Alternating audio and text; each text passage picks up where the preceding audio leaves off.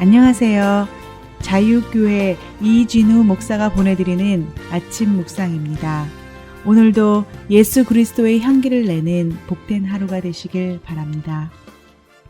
6월 30일 수요일 아침 묵상입니다. 오늘은 택한 나의 그릇이라는 제목으로 사도행전 9장 11절로 16절 말씀 묵상합니다.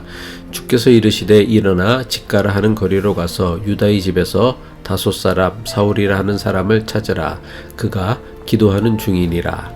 그가 아나니아라 하는 사람이 들어와서 자기에게 안수하여 다시 보게 하는 것을 보았느니라 하시거늘 아나니아가 대답하되 주여 이 사람에 대하여 내가 여러 사람에게 듣사온즉 그가 예루살렘에서 주의 성도에게 적지 않은 해를 끼쳤다 하더니 여기서도 주의 이름을 부르는 모든 사람을 결박할 권한을 대제사장들에게서 받았나이다 하거늘 주께서 이르시되 가라. 이 사람은 내 이름을 이방인과 임금들과 이스라엘 자손들에게 전하기 위하여 택한 나의 그릇이라. 그가 내 이름을 위하여 얼마나 고난을 받아야 할 것을 내가 그에게 보이리라 하시니. 기록적인 폭염이 끝나가고 있습니다. 건강과 안전사고에 조심하시길 바라며 수요일 아침 묵상 시작합니다. 예수님께서 다메섹에 사는 아나니아라는 제자에게 환상 중에 나타나셔서 그를 부르셨습니다.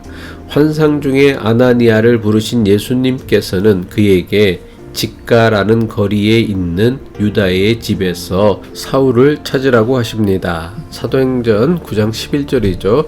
주께서 이르시되 일어나 직가라 하는 거리로 가서 유다의 집에서 다섯 사람 사울이라 하는 사람을 찾으라. 그가 기도하는 중이니라.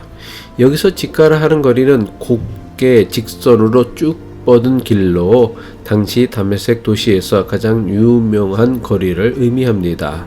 고대 도시의 길은 주로 구불구불한 길인데 다메섹 도시 한가운데 있던 직가라 하는 거리는 직선으로 곧고 길게 뻗은 다메섹 도시의 자랑거리였습니다. 수천 년이 지난 지금도 시리아 다마스코스 도시에는 당시 직가라고 불렀던 길이 여전히 남아 있다고 합니다. 예수님은 아나니아에게 직가라 하는 거리에 있는 유다의 집을 찾아가면 그곳에 사울이라 하는 사람이 있는데 그가 지금은 기도하는 중이라고 하십니다. 예수님은 사울이 사흘 동안 앞을 보지 못하고 아무것도 먹지도 마시지도 못하는 것을 그가 기도하는 중이라고 말씀하셨습니다. 예수님께서는 아나니아를 사울에게 보내기 전에 이미 사울의 기도 가운데 환상으로 나타나셔서 그에게 계시로 보여주셨습니다. 예수님께서 사울에게 계시로 보여주신 것은 아나니아라 하는 사람이 찾아와서는 안수하여 사울을 다시 보게 한다는 것입니다. 사도행전 9장 12절이죠. 그가 아나니아라 하는 사람이 들어와서 자기에게 안수하여 다시 보게 하는 것을 보았느니라 하시거늘 유다의 집에 머무는 사울을 찾아 안수하여 그의 눈을 뜨게 하라는 명령을 받은 아나니아는 예수님의 말씀을 좀처럼 이해할 수 없었습니다. 아나니아가 들은 소문에 의하면 사울은 예루살렘 교회를 박해하고 무너뜨리는 일에 앞장섰던 인물이었습니다.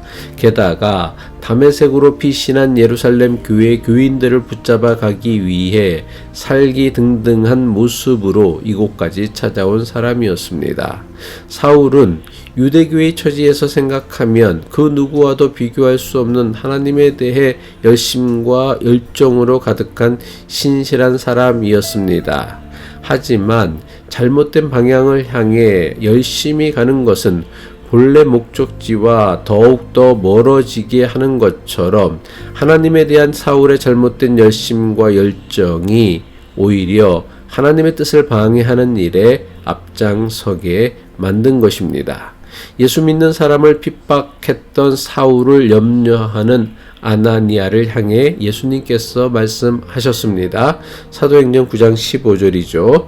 주께서 이르시되 가라. 이 사람은 내 이름을 이방인과 임금들과 이스라엘 자손들에게 전하기 위하여 택한 나의 그릇이라. 예수님께서 말씀하신 이방인과 임금들과 이스라엘 자손들은 신분과 민족에 상관없이 모든 세상 사람들을 일컫는 말씀입니다. 예수님은 아나니아에게 말씀하시길 사울은 세상 모든 사람, 특별히 이방인들에게 예수 그리스도의 이름을 전하기 위해 택하신 주님의 그릇이라고 가르쳐 주십니다. 사울은 다메섹 도상에서 예수님을 만나기 전까지는 오로지 자기 확신과 신념에 사로잡혀 살던 사람이었습니다. 물론 사람들이 보기에 사울의 모습은 누구와도 비교할 수 없을 만큼 하나님에 대한 열심과 열정으로 가득한 사람으로 보였을 것입니다. 하지만 사울이 이루려고 했던 것은 하나님의 뜻이 아니었습니다. 자신이 생각하는 하나님에 대한 자신의 신념이며 확신이었습니다. 하나님에 대한 사울의 확신과 신념은 하나님과 하나님 나라를 위한 것이 아니라 자신의 종교 기득권을 지키기 위한 욕심에 불과했던 것입니다. 사울은 사내들인 법정에서 울려 퍼진 스데반의 절규에 가까운 설교를 들으면서도 자신의 잘못을 깨닫지 못했습니다. 스데반은 하나님과 예루살렘 성전을 자신들의 기득권과 탐욕을 위해 함부로 이용하는 유대교 지도자들의 죄를 적나라하게 지적하였습니다. 하지만 자기 확신과 신념으로만 가득 찼던 사울에게는 진리를 전하는 스데반의 설교가 오히려 자신의 심기를 거스를 뿐이었습니다. 사울은 스데반이 자신의 눈앞에서 돌에 맞아 죽는 것을 보면서도 당연하게 여겼으며 예루살렘 교회를 파괴하는 일에 가장 앞장섰던 것입니다. 하지만 예수님께서는 예수 믿는 사람을 핍박하는 일에 앞장섰던 사울을 예수 그리스도의 이름을 전하는 주님의 그릇으로 삼으신 것입니다.